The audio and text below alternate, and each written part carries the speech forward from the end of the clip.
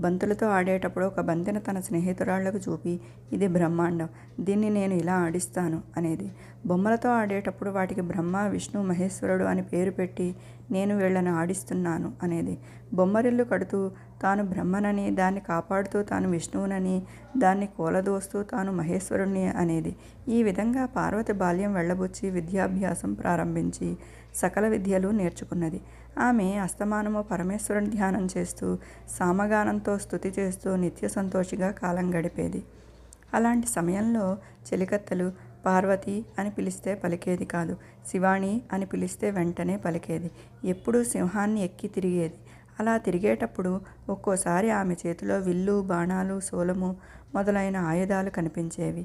ఆమె మరొక వాహనాన్ని ఎక్కడం కానీ, ఇతర ఆయుధాలు ధరించడం కానీ ఎప్పుడూ చేయలేదు. ఒక్కొక్కప్పుడు వీణ వాయిస్తూ ఆనందించేది.